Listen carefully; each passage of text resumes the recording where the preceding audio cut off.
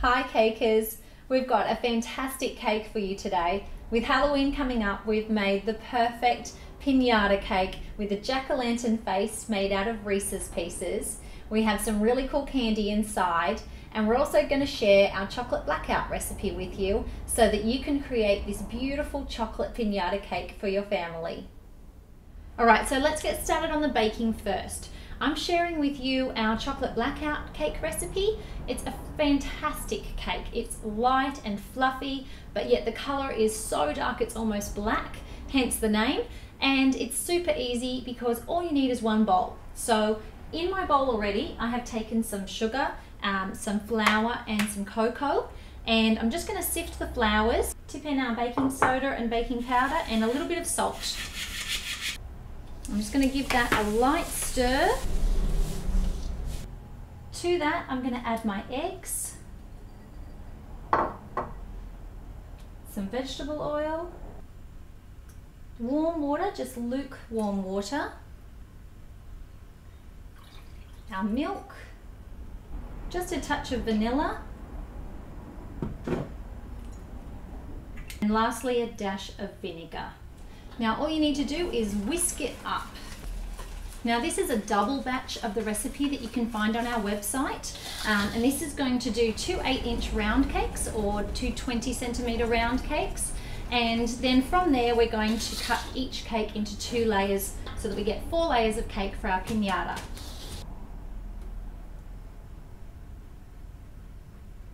And now we're just going to pop these in the oven. So now that we've baked our cakes, we're starting to fill them. The first layer goes on just as normal, but I'm going to show you how I do the next 2, and we'll start filling them up with the candy. First thing is we need to make a hole for that candy to go.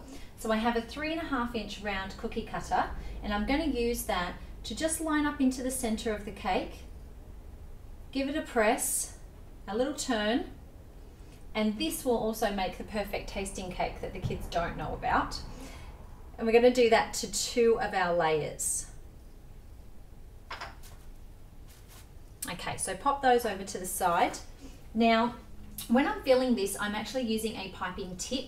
And the reason why I'm doing that is that this cake is really fluffy, so that's one thing. But also you've got a ring to go around, and that can be kind of tricky with just a spatula. So I'm going to lay one of these on top, spacing it with my fingertips just to make sure we're staying straight.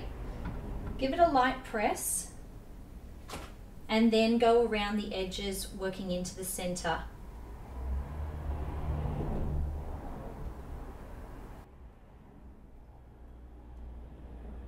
Now I'm just smoothing it out with a spatula so that we don't have any high spots or any air pockets. And we're going to add our next layer with a hole out of it, straight on top. And the next thing I'm going to do before I do our final layer of buttercream is to fill it with, I have some candy corn, some licorice all sorts, and also some fun little chocolate eyeballs. So I'm going to place some of the eyeballs in, some of our candy corn, and a few chunks of licorice, and then repeat again, adding some more eyeballs.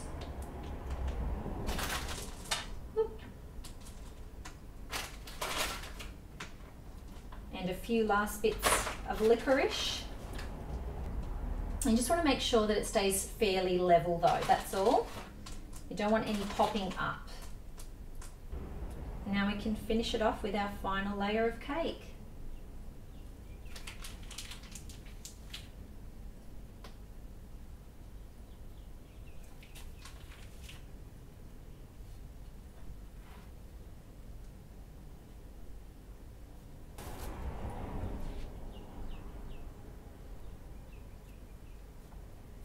Giving a light press on top. And the next step is just to get a nice solid crumb coat on the sides and the top of the cake.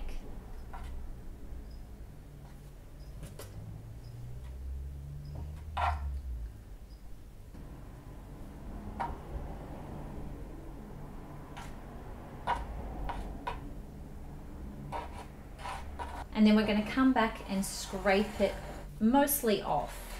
It's just to lock in those crumbs because this is a very fluffy cake. Now all of this excess, it needs to go directly on top to crumb coat the top or to throw it away because it will have crumbs in it and we don't want that on our final finish.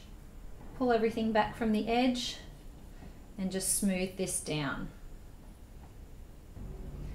And now I'm just going to pop this into the fridge for about 20 minutes so that it can set up firm enough for us to do our final coat. So now that we've let our cake rest, we're going to start applying our final coat to the cake. Just going to work on the sides first. The top doesn't need much at all because we are going to be putting our Reese's on top. So I just want to smooth it down and get a decent coating.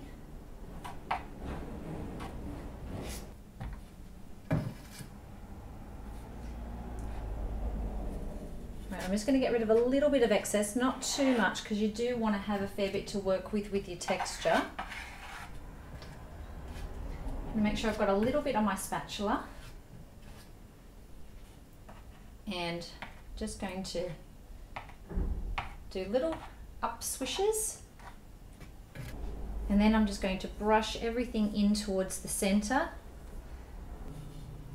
And this means we don't need to chop anything off, but it also means that the top has a little bit more coating on it and it's a little bit stickier because once it's been in the fridge to chill, it's going to lose the ability to attach those little Reese's. You want a nice moist bit of buttercream on top. Now the final bit of decoration for this cake is to attach Reese's Pieces in the shape of a jack-o'-lantern's face. I love using these because I can use yellow for the inserts of the eyes, the nose and the mouth, and it just looks a little bit more fun for kids. So I'm going to add the eyes first. I want them to be up fairly high because you do need to fit a lot in on this face. So placing the top ones, then you want two below that. You don't want to press them down too firmly, and that way if you do need to give them a little wriggle, you can. So I'm going to do 1, 2, and then 3.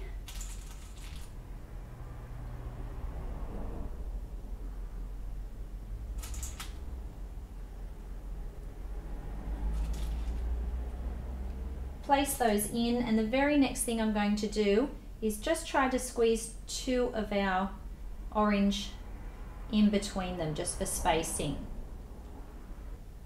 Now I'm going to work all the way up to the top just to make sure we've got a nice gap around the front edge. And you can see that managed to come to the edge quite perfectly, but if it doesn't, now's a good time to give them just a little bit of a wriggle. And then I'm going to wake my way out to the edge.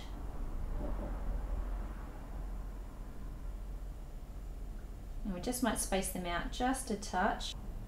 Okay, and once we have that, we can make a little space here to then slot our nose in. And we're just going to do 3 for the nose.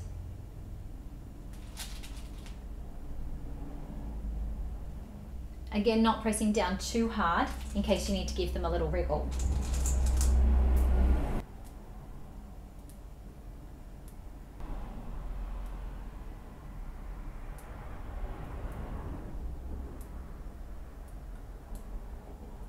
Now I'm just applying 2 rows before I get to the mouth. And we're going to start the mouth in the center, have it come down by 2.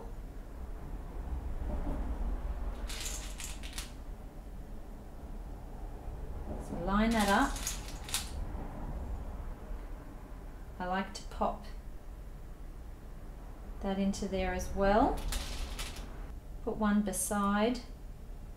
Now I'm going to fill in some of the spaces, and the reason why I do this is just to make sure that we don't need to move them around too much. So just fill in the gaps really close to it, where we know that there won't be any yellow.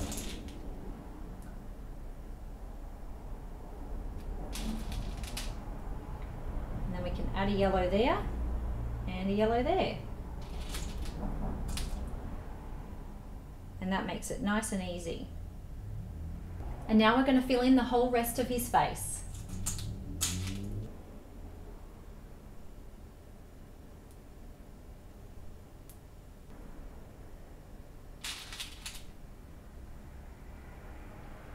And there you go guys, a pumpkin pinata cake that's perfect for Halloween.